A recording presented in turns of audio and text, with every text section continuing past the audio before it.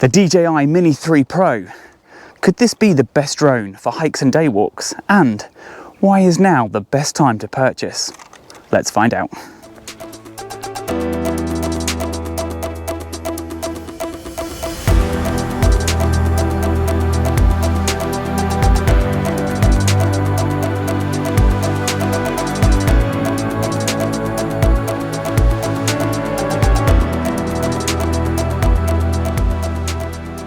Now, with the recent release of the Mini 4 Pro, I think right now is the perfect time to start talking about the Mini 3 Pro, because it's likely you're going to pick up one of these for a bargain price.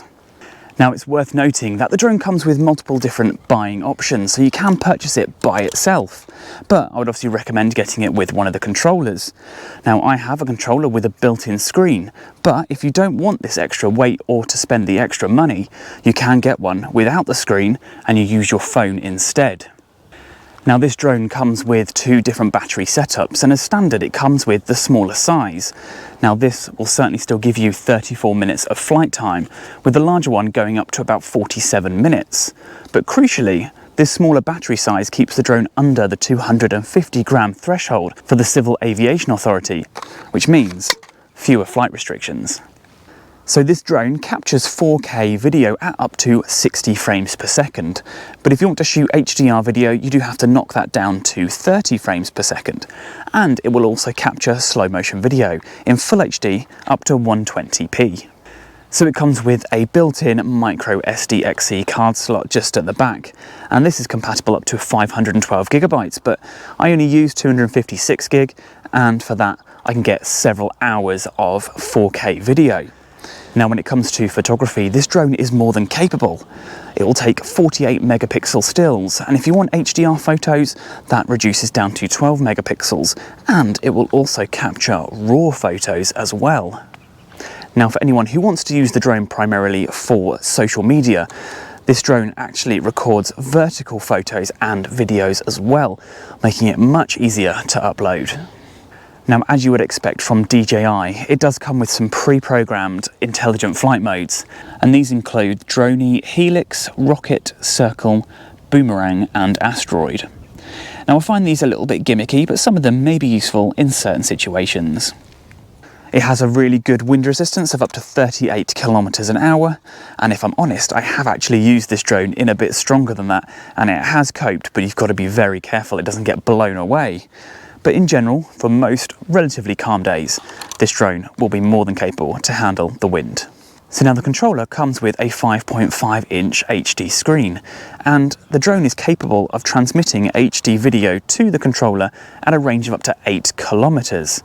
Now, in this country, in the UK, that's not going to be possible because my legal limit of flying is only 500 meters and visual line of sight, but there'll be very little chance that you'll lose signal. Now, here's a few other specifications. It's got a 3-axis gimbal at the front, and that provides exquisitely stabilized footage in almost any conditions. And it's got forward, backward and downward sensors. Now, this sensor I think is a bit of a problem, but it's better than the Mini 3.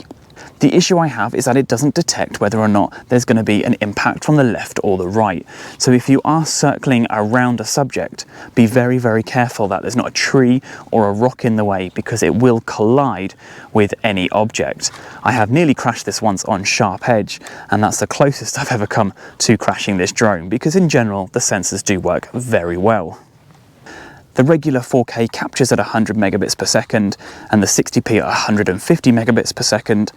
And there is a colour profile on there called D-Cine-like, which provides a much flatter image, which can then be colour graded in post and then produce exquisite cinematic results.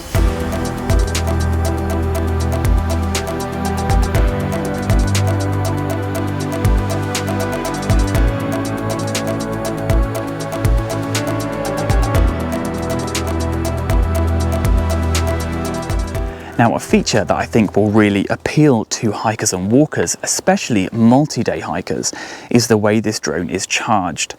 Now, if you've got mains power, you can charge all 3 batteries consecutively in the charger that is provided. But for those who are backpacking, there's a USB-C port on the back, and it will charge the battery when it's connected to a power bank, for example. So a really good example is when I went wild camping on Blencathra last year or Cadair Berwyn this year. I carried several batteries with me and charged them via the USB-C port, which meant I didn't have to carry extra equipment with me, and I got plenty of drone shots. So let's bring this back as to why I think this could be the best drone ever created for hikers and walkers. Now, thanks to the size of this drone, it's possible to take off from the palm of your hand, and then when coming into land, rather than having to land directly on the floor, it can be taken directly out of the air. That's really handy when you're hiking or scrambling up a very narrow ridge with no flat surface to take off or land from, or like these examples here, when I was out rock climbing. Now, with the release of the DJI Mini 4 Pro, I genuinely believe that you better pick up one of these for a bargain and still capture absolutely outstanding videos and photos of your outdoor adventures.